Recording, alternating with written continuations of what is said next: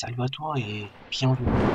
Aujourd'hui, nous avons une ambiance creepy car nous avons capturé un animal qui est vraiment très spécial. Et cet animal, je peux pas en parler trop fort parce que j'ai peur vu sur son écoute au moment où je fais cet enregistrement. Donc, faut que tu saches que l'animal en question, il y a plusieurs espèces du même type qui est dans notre domicile. Et cet animal-là a une particularité. J'ai mis énormément de temps de mon côté à comprendre son comportement pour arriver par la suite à capturer. Il faut que tu saches qu'elle est polyvalente. En plus de ça, elle arrive à être discrète et se confondre par rapport à d'autres espèces du même type. En plus de ça, elle a une rapidité, une précision qui est quand même assez impressionnante. Donc, après cela, de temps d'analyse, j'ai réussi à capturer l'animal et la mettre en cage pour pouvoir te présenter sur la chaîne. Et avant de tes soucis, je précise, si tu aimes ce genre d'aventure, pourquoi pas rejoindre la communauté. Alors l'animal en question, peut-être que tu as déjà croisé cet animal-là. Il s'agit de ce genre d'espèce d'animal. Alors, tu veux en savoir davantage? C'est parti, on y va. Go!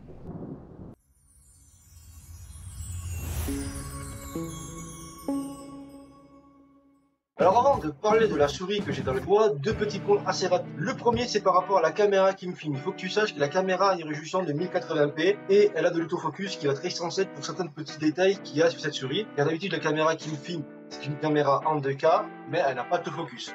Donc pour ceux qui vont râler pour cela parce que la qualité ne te correspond pas à ton goût à toi, eh bien je t'invite mon ami, soit de m'envoyer une caméra de très bonne facture, soit tout simplement de m'envoyer du casque parce que moi de mon côté j'ai pas les moyens de me foutre 500 balles dans une caméra pour débaucher. Donc voilà pour ce petit détail là technique. Et deuxième point, c'est tout simplement que le produit que j'ai dans les doigts, c'est moi-même qui l'ai acheté, c'est pas dans un but commercial que je te présente cela, c'est tout simplement que j'ai envie de parler de cette souris et de dire est-ce que ça vaut le coup ou pas d'investir dans ce type de modèle de souris. Voilà, donc si ça t'intéresse, eh bien t'es le bienvenu dans l'aventure. On va commencer par faire un petit tour de la boîte ensemble. Donc au niveau du magazine, ça ne change pas grand chose au niveau de ces corsaires, c'est toujours la même coloris, ça veut dire jaune et noir. On retrouve la marque Corsair affichée un petit peu partout sur la boîte, donc on ne peut pas louper cela. Au niveau des détails techniques, cette caméra est légère, elle pèse logiquement seulement 85 grammes. Alors est-ce qu'ils incluent la batterie dedans ou pas du tout? Ça, c'est la bonne question. Ils estiment que, tout simplement, à une autonomie de 135 heures. Je reste un peu sceptique là-dessus de mon côté. Je vais te dire pourquoi. Ensuite, elle a un capteur optique de 10 000 dpi, qui est plutôt, on va dire, du standard aujourd'hui. Au niveau des accessoires, qu'est-ce que tu vas trouver à l'intérieur de la boîte? Bien sûr, la souris ici présente. Et ce n'est pas tout, tu vas retrouver une pile qui sera incluse, mais ce qui me dérange, c'est pas une pile rechargeable, ça c'est un petit peu dommage. Et ensuite, 3 petits papiers, donc la partie pour la garantie. Ici, c'est des informations, on va dire, complémentaires. Et le petit manuel pour expliquer comment utiliser tout simplement la souris. Elle n'a pas de RGB particulier là-dessus, elle a juste une petite LED ici, voilà, qui s'allume. Suivant. Le DPI que tu as sélectionné, tout simplement. Sur le site de chez Corsair, on aura peut-être fourniture en plus, mais ne t'attends pas à avoir quelque chose de vraiment très personnalisable par la suite sur le type de souris, je le précise. Et c'est une souris qui vaut sur le site officiel, je précise, 40 €. Donc pour 40 €, est-ce que ça vaut le coup ou pas d'investir sur cette souris-là? Mais c'est la très bonne question qu'on va se poser ensemble au passage. Donc voilà pour ce qui est de la boîte, voilà un petit peu des accessoires, il n'y a rien d'extraordinaire là-dessus. Donc voilà à quoi ressemble la souris de beaucoup plus près. Comme tu peux t'apercevoir, elle a quand même un profil qui est assez plat, qui va convenir à tout le monde au passage. Et bien entendu, elle est classifiée en tant que souris de gamme moyenne. Alors elle est 100% en plastique et je tiens à le préciser, pour une souris à 40 balles sur le site officiel de chez Corsair, je suis un petit peu sur ma réserve là-dessus. Pourquoi? Parce que tout simplement, je vais aussi la comparer par rapport à mon ancienne souris, qui est une souris de chez Corsair, et c'est la gamme ici Harpoon, que j'utilise depuis X temps, comme tu peux le voir, elle est bien usagée. Pourquoi je la change? Parce que tout simplement, mon abruti chat a décidé de bouffer le câble de la souris. Voilà. Tu peux le voir, ici, le câble a été rongé. Donc voilà, c'est pour cela que j'ai essayé de trouver une souris qui pourrait me correspondre davantage, car moi à la base je suis gaucher, même si la souris que vous voyez ici c'est un profil pour droitier, je me suis quand même habitué à celle-ci avec le temps. Mais voilà, il y a très peu de souris spécialement pour gaucher, des fois même les souris pour gaucher coûtent beaucoup plus cher que les souris pour droitier. Donc ça c'est un peu le coup de gueule que je passe entre guillemets sur la chaîne. Donc cette fameuse souris pour 40 balles, et bien l'échange que je vois quand même assez intéressant, mais des trucs que je trouve un peu frustrants par rapport à mon ancienne souris. Première des choses, c'est que tout simplement, comme j'ai précisé, c'est une souris qui est 100% en plastique. Et ce qui me dérange, c'est tout simplement sur le côté ici, on n'a pas de revêtement. Tu vois, c'est 100% un bloc plastifié. Alors on a un petit relief comme tu peux le voir, mais le relief est tellement léger que si tu transpires des doigts, tu vas avoir la souris qui va glisser. Et une souris de la gamme Harpoon, tu peux voir, on a quand même un caoutchouc qui est présent chaque côté. Elle est un peu plus profilée aussi. Donc ça, je trouve ça un petit peu dommage que Corsair a préféré de faire un simple moule et de pas mettre un petit revêtement sur le côté pour avoir une meilleure adhérence. De même, pour une souris ambidex, tu vois les boutons qu'on a ici sur le côté, c'est très bien pour quelqu'un qui est droitier et on aura accès à tout. Mais quelqu'un qui est gaucher, qui veut partir sur une souris ambidex, il se retrouvera tout simplement de se dire, les boutons avec le push que je pouvais avoir ici, je ne les aurai pas. Il faudra tout simplement jouer avec l'autre doigt pour avoir accès. Ça, je trouve ça un peu frustrant de la part de Corsair de ne pas avoir fait un petit effort de conception, de se dire on va rapporter aussi les boutons de l'autre côté pour ceux qui sont gauchers. Donc voilà, ça c'est des petits détails que je trouve un petit peu dommage dans les souris ambidex, c'est qu'on a quand même toujours un profil qui est plus orienté pour les droitiers que pour les gauchers. Je sais pas si même si tu vois, elle a un léger petit effet bombé, là tu le vois un petit peu mieux, léger effet bombé vers la droite. Donc pour ceux qui sont droitiers, ils vont mieux ressentir la souris. Et honnêtement, sans la différence sur la main gauche, ça va honnêtement, ouais. Mais sur la main droite, je me sens un peu plus confortable. À cause du petit rebond qu'on a de ce côté-là. Bon, dans tous les cas, c'est vraiment très léger. Pour ceux qui décliquent, je ne suis pas un spécialiste de clic, je ne sais pas quelle est la technologie qui est appliquée dessus. Mais en tous les cas, au niveau du bruit, c'est exactement les mêmes choses que j'ai ici. Honnêtement, c'est pareil, on ne voit aucune différence. Par contre, point fort, c'est qu'on a des patins qui sont beaucoup plus longs, qui font la largeur de la souris. Par rapport à la Harpoon où tu peux le voir, c'est des patins qui sont quand même assez légers. Et pour ce qui est de la molette centrale, on a une accroche, on sent vraiment les accroches à l'intérieur. Elle fait un peu de bruit aussi quand tu fais ça. Donc voilà, ces petits détails techniques comme cela que je quand même trouve un petit peu dommage qu'il n'y ait pas plus d'amélioration pour une souris à 40 balles. C'est juste mon point de vue, toi aussi tu peux me dire ce que tu penses de cette souris. On a le bouton du milieu qui va nous servir tout simplement pour jouer sur les 3 modes de DPI. Comme c'est le cas avec celle-ci au milieu, on a la possibilité de changer les DPI. Sauf que celle-ci, elle a 4 modes DPI. Un petit peu dommage. On n'a pas le mode 4e mode. Ça peut être intéressant d'avoir un 4e mode speed par exemple quand tu appuies dessus.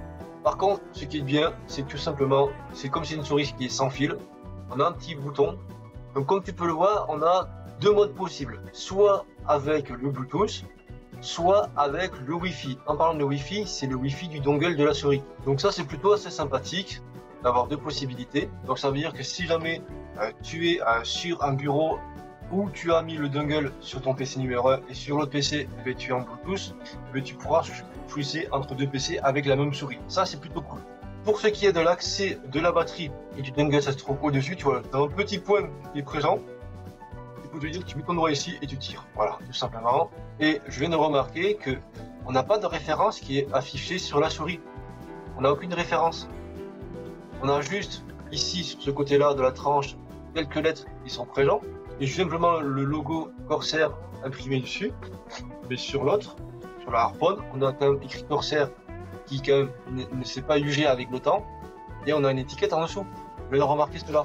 Pour ce qui est du dongle, tout simplement tu le retrouveras ici, qui tient très bien, aucun problème, tu vois, ça tombe pas. Tu puisses pas le perdre. Donc ça c'est plutôt cool. Ensuite, pour ce qui est de la batterie, c'est des batteries qui sont non rechargeables bien entendu. Ça c'est un petit peu dommage qu'ils ne nous ont pas inclus une batterie qui se recharge directement. Ça aurait été un plus. Et pour ce qui est, comme tu peux le voir, c'est pas voilà, la pile d'origine. C'est tout simplement la pile d'origine. Elle n'a pas une belle autonomie cette souris en fin de compte. Car celle-ci, ça fait maintenant un peu plus d'une quinzaine de jours qu'elle est installée dans cette souris-là et tu vas voir qu'au niveau batterie, pour une année, c'est pas si super que ça. Mais dans tous les cas, voilà pour ce qui est de la partie présentation de cette souris-là. Maintenant, il faut savoir que on n'est pas obligé à 100% d'aller télécharger le site iCure pour utiliser la souris, car au niveau des fonctionnalités complémentaires qu'il va avoir, c'est plutôt faible, tu vas le voir dans quelques instants. Et du coup, on y va, allez, go. Alors concernant le saut d'iCure, qu'est-ce qui va t'apporter de plus en termes de réglage de la souris? On va vite faire le tour, tu vas voir qu'il n'y a pas grand chose au niveau des options.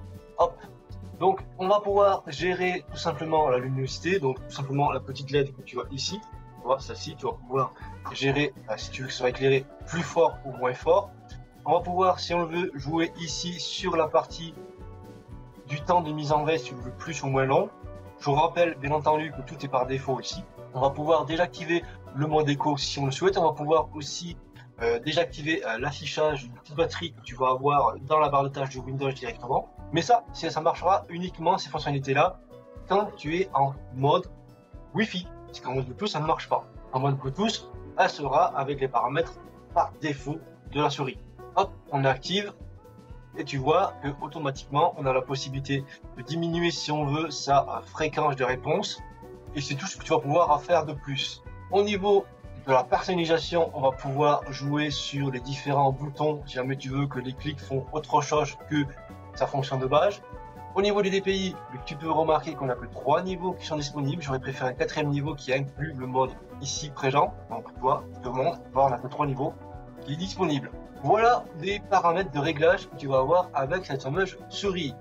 On a bien sûr le mode mémoire qui est intégré à la souris, sauf que moi, je sais pas si c'est la souris qui a un problème ou si c'est le soft qui a un souci.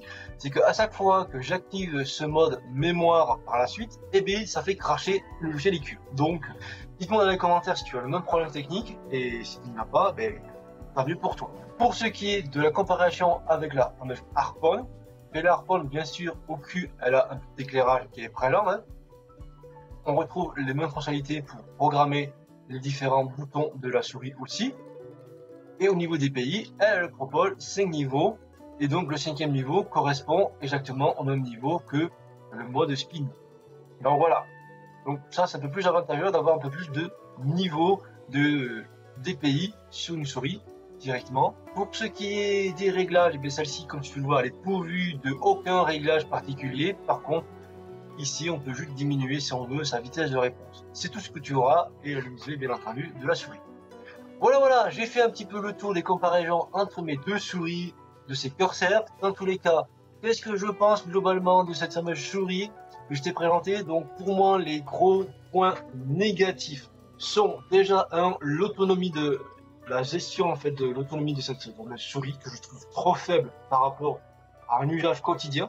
2, qu'elle est toute en plastique. Voilà, j'aurais préféré que les côtés soient avec des caoutchoucs qui ferait qu'on aurait une meilleure adhérence. J'aurais préféré que les deux boutons qu'on a ici, on les retrouve de l'autre côté pour une souris qui se veut ambidex. Et là, honnêtement, on fait un petit peu voir que c'est plus fait pour un droitier que pour un gaucher sur ce type de souris.